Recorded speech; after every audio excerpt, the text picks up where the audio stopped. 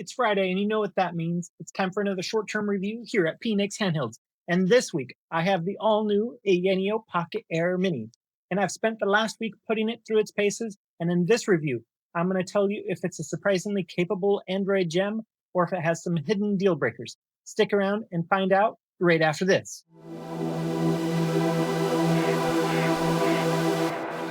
Hey fam, Swati tu konkra, P-Nick here. And first and foremost, as always, I want to thank you for taking time out of your day to watch this video. I know I've only had my channel around for about 9 months now, but I appreciate each and every one of you for taking time out of your day to watch this video. Now, if you're new to this channel, one thing I want you to know is that I do have subscriber giveaways. To qualify, of course, you just need to subscribe to the channel and subscribe to the Discord server, link down in the description. The reason I have you sign up for the Discord server is because I can't send you private messages on YouTube, and I don't want you to ever think that I comment in the comment section that you've won something, because I know spammers are out there, and I just want to curb that before they even get started. That said, if you are new here, I want to go over the format of my short-term reviews. So we have 7 different categories, and those categories are rated 0 out of 69, with 0, for example, if it was a device rating, would be absolute instant e-waste, and 69 would be absolute god tier, could never be beaten. Obviously, I've never given any category, let alone device, a 69 overall, but I want you to know what it is. And those 7 categories are the unboxing experience, internals, first impressions, ease of use, customizability, controls, and finally, value. After that, I'll put it all together to recap the scores and give you your overall score, and we'll go over the top pros and cons of the device, as well as who I think should and who I think should not consider getting this device. That said, let's get started with the first category, the unboxing experience. And the Pocket Air Mini comes with a 100% retail-ready box with a UPC code underneath on the bottom, and on the top you get a matte graphic of the device that looks really nice. Lift up the lid, you find the device inside of a tray. Lift up the device, and of course you find a little piece of paper with a QR code that will lead you to the virtual manual if you want to read the manual. I wish we did receive the full manual, but again, that's kind of AYANEO's MO, so I completely understand. And of course, under that little piece of paper, you do get a nice USB-A to USB-C charging cable if you don't have enough already. And don't forget to lift up that tray, because when you lift up that tray, you do get alternate sticks. Now, my device came with red sticks pre-installed and came with body-colored sticks underneath the tray. And I did speak to somebody that received a black device, and of course it came pre-installed with black sticks, and the alternate sticks were black sticks as well. So it is what it is. Is it the greatest thing in the world? No, but at least these sticks are universal. So if you want to buy from AYN or from Retroid or anywhere else like Etsy, you can get alternate sticks like high-profile sticks, and you'll be good to go in no time. So the unboxing experience for me gets a 50 out of 69 because it is a solid and decent presentation that gets the job done. It could just have been better. Let's break down the internals next in a nice, simple way. First, the brain. It's powered by the MediaTek Helio G90T, a processor built for gaming. That's the reason it can run so smoothly even on demanding titles such as PS2 and GameCube games, which is really impressive for a sub $100 budget handheld.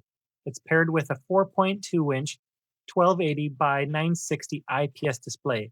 It's sharp, and its nearly square aspect ratio is perfect for retro games because those retro games were built on a 4:3 aspect ratio, just like this device. So no stretching of images or black bars to deal with on those retro games.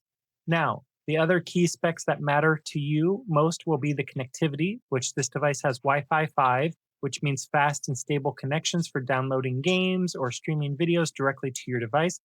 And it does have Bluetooth 5.0 as well for connecting wireless headphones and controllers, nice and simple for you. And as far as power goes, it does come with a 4,000 milliamp hour battery to give you solid playtime, and it does charge via the USB-C port on the device, which can also transfer device data. So if you want to download games from your computer directly through the cable, you can do that. And of course, for audio, you get stereo speakers for good sounding audio, but if you want the best, there is a 3.5 millimeter headphone jack for private listening. And as far as sensors go, of course, you get the accelerometer for motion controlled games, and you do get micro SD card support as well to easily expand your game library since the internal storage is a bit limited. Speaking of the internal storage, it does come with 2 different memory configurations, a 2 gigabytes of RAM, 32 gigabyte of internal storage variety, or 3 gigabytes of RAM with 64 gigabytes of storage. which is the model that I have.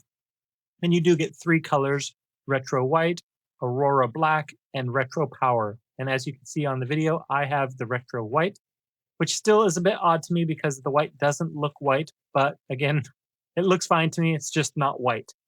Other premium features that this unit includes, of course, are Hall effect joysticks and triggers to help prevent stick drift, and the built-in cooling fan is meant to help keep the performance as steady as possible during longer gaming sessions. All in all, for my config specifically, it's a surprisingly capable package that offers more for Android gaming and tough emulation than most basic Linux-based handhelds in this sub $100 handheld range. So for internals, I give it a 52 out of 69 because the device does have a gaming-focused chipset, a perfect for retro gaming screen, and a full suite of modern connectivity features to make it a strong contender for its class. Now let's jump to those oh so important first impressions. And my unit is in retro white, but it's more of a creamy yellow hue, kind of like if you overmix eggs. This isn't a bad thing. It just might disappoint someone that's expecting a pure white device since it is called retro white. I'm glad that mine came with the red sticks pre-installed because they pop, and well, everyone knows red is my favorite color, and the face buttons are red as well, so that's win-win-win, at least in my humble opinion. But they give us the option, if you want to have body-colored sticks, you can have those body-colored sticks, just swap them out in no time. And I'm glad that we do get ergonomic grips around the back, makes it feel nice in the hand, and those full-size triggers really make it feel like a more premium device, even though it's still under $100. And it definitely has excellent weight distribution. It has a great hand feel. You won't be disappointed when you grab it because it doesn't feel hollow or cheap in any way. And when you boot it boots up into Android, so it instantly feels familiar. It looks and feels like a quality device from that first moment. So I have to give it a 58 out of 69 due to the premium feel and ergonomics creating a strong first impression, even though it's slightly marred by the off-white color for my personal color selection. That said, it's always nice to know how easy it is to use the device, and this is the catch for any Android handheld if we're being perfectly honest. It will never be as easy to use as those plug-and-play Linux devices like the TrimUI Smart Pro. You need to source your own ROMs and set up the emulators all yourself and even configure a front end, even if you want to use RetroArch as your back end and your front end. And for those that are not in the know, a back end is where everything is running in the back end, making it run smoothly for you, while the front end is the nice glossy coat of paint that makes it look as nice as possible, so to speak. So there is a real learning curve. While this device is more powerful than many of those Linux-based competitors in its price tier, it's definitely not the easiest device to use for a true beginner, so I have to give the ease of use score a 45 out of 69 due to the inherent complexity of Android emulation holding it back despite capable hardware. That said, it's time for my favorite category, and that is customizability. And not only do you get those replaceable universal Hall effect stick caps right out of the box, so if you want different colors on this retro white like I have, you absolutely can. But you can also go on AliExpress if you want some standardized replaceable sticks, or if you want to go on Etsy and get some transparent stick caps, or if you want to be able to get some red and green and blue and all different colors of stick caps. You can do that on Etsy, and I love that the community is really supporting the device. And then, of course, this device is Android, so it's exponentially more customizable than those plug-and-play Linux devices because you can choose what front ends you want to use. You can choose what back ends you want to use. Of course, if you want to be able to play Netflix on your device, you can do that. There's just endless possibilities in that regard, and I love it. But not only that, but there's also Gamma OS, which is a custom version of Android that you can get from their Patreon account. Of course, there is a subscription if you get it within the 2 months of that version of Gamma being released. But what Gamma does is it gives you the back end and the front ends right out of the box. And then, for example, if you want a CRT shader where it makes your device look like it's on an old school CRT TV, they allow that to be on an OS level. So on PS2 games, on arcade games, you can choose those shaders and really make it look like it's an old school TV. And it's kind of a really fun thing to be able to do. And again, it's on an OS level rather than on an emulator level. So we get a lot of customizations there with Gamma OS. You still get quite a few with Android, but it's nice that we have these customization options available to us. So I have to give the customization a strong 59 out of 69 because you get strong hardware and software customization bolstered by a great community supporting this device and others. So I'm glad that we're part of this golden age of handhelds.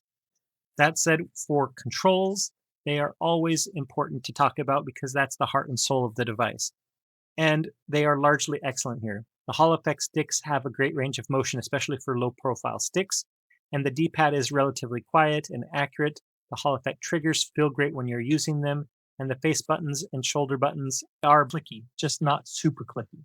My biggest nitpick with the controls is that the start and select are off on the left-hand side, and for me, I'm more used to having the start button being tapped with my right thumb whenever I'm playing on anything, even original NES or PlayStation. So it just feels weird to be tapping the start button on the left-hand side rather than on the right-hand side. So I wish they would switch the two. It would just make it more intuitive to me. And they are different shapes from the AYANEO buttons, so I wish they would have also mirrored those, just to kind of give it a symmetrical look rather than this asymmetrical look that we do get. Also, I have to be fully honest, the micro SD card slot is also a bit fiddly. The flap that keeps it in place is rectangular rather than being circular. So when you pull it out, it doesn't want to move out of the way. So it makes it hard to get your micro SD card in and out of the device because it doesn't want to get out of the way. But that said, I have to say that, again, the speakers are quite good. I know it's not necessarily part of the controls, but it is part of the physical device that we look at. So I wanted to cover that here as well. So all that said, I'm going to give the controls a 57 out of 69 because for me, the core controls are top notch that are only held back from being elite status by minor little layout quirks and minor issues like with the micro SD card slot. That said, let's bounce into the hardest category to review, and that is value. And this is because this is a sub $100 Android handheld. And it does come with the full Google Play Store, which is really rare in the sub $100 price bracket if you look at before Mongmi Air X. For a tinkerer that wants to be able to tinker the hardware and software, I could see this device having quite a bit of value. For someone that already has a high-end device and they're looking for a more than capable secondary device that can play a lot of PS2 and GameCube games, as well as those below it, of course, this would, of course, have fantastic value, especially if you need the active cooling. And for those that already have a 16:9 aspect ratio device and want a 4:3 aspect ratio device, again, I can say that this would have a great value for you, especially for those consoles like PS2 and PS1 that use a 4:3 aspect ratio screen natively. However, if you want a true simplicity out of the box experience, this isn't it. Or if you want your own primary device that's going to be uber powerful, this isn't going to be it. So, that said, I have to look at it from a broad range of consumers. And I think for the average consumer, the value score deserves to be a 56 out of 69 because I think for the right users, you're getting exceptional value, but it does give poor value for someone seeking that simplicity or that ultra high end performance. That said, let's put it all together. And for the unboxing score, it got a 50. The internals got a 52. First impressions got a 58. Ease of use got a 45. Customizability got a 59. Controls got a 57. And value got a 56. So rounding to the nearest whole number as usual, the AYANEO Pocket Air Mini gets an overall score of 54 out of 69. This means that it's a pretty solid and satisfying device on my scale, and it's a confident recommendation for a specific type of user. That said, what are the top pros of this device? Well, of course, you get Hall Effect everything. Joysticks and triggers are future-proof against drift, while you're, of course, getting active cooling, which will enable consistent performance, which is rare at this price range. And you do get a truly excellent 4:3 aspect ratio display, the sharp IPS display that is nearly square, which will play perfectly for those retro consoles. And you get a strong customization community available for this device, both inside and outside, and I love that we're getting that. As far as cons go, the top cons would be the Android hurdle. This requires setup and technical know-how to get the most out of the device, so it's not so beginner-friendly unless, as a beginner, you're highly technical and want to learn all of this additional things. And odd color accuracy, because they do call my device retro white, but it's noticeably a creamy yellow color, so it's kind of strange that they chose to call it retro white, but again, that's a nitpick. Also, the awkward micro SD card slot flap, because it doesn't want to allow you to get the micro SD card in and out very easily. So it's kind of a weird design choice to have the pull-out part being rectangular. And then the asymmetrical button layout for the bottom buttons for the start and select, as well as the AYANEO buttons, feel like it would have been better if they had matched them on each side to make them look great. And on my opinion, I think the right-hand side of the device looks better than on the left-hand side. So who should consider it? Well, I think Emulation Eric. You might be an Emulation Eric if you love tinkering for the perfect performance. You'll appreciate the power, active cooling, and community projects like Gamma OS to really make your device your own. And Value Conscientious Vera. You might be a Value Conscientious Vera if you are smart with your money and you want solid PS2 and GameCube performance with the perfect 4:3 aspect ratio without overpaying. And who should skip this device? Well, Casual Craig. You might be a Casual Craig if you want to play games with zero setup. The Android learning curve will frustrate you to begin with. And the All or Nothing Alice. You might be an All or Nothing Alice if you demand flagship specs and flawless performance. This is a capable budget device, not a high-end powerhouse. So back to the question from the start. Is the AYANEO Pocket Air Mini a surprisingly capable Android gem? For the right person, absolutely. If you're a tinkerer who values great controls and perfect retro screens, it's a little powerhouse. But if you want simplicity above all else, look elsewhere. For me, it's a solid 54 out of 69, which of course means that it's an above average device in a lot of categories. And again, a massive thank you for watching this video. If you enjoyed the review, please hit the subscribe button. It really helps the channel grow. Also be sure to join the Discord server, link down in the description below. Not only is it a great place to talk specs and devices with a bunch of other people, every time we get to a new subscriber giveaway milestone, which is every 1,000 new subscribers, I will do a new subscriber giveaway every Wednesday. So come on over, qualify for those giveaways, and let's chat. And until next time, this has been P. Nick.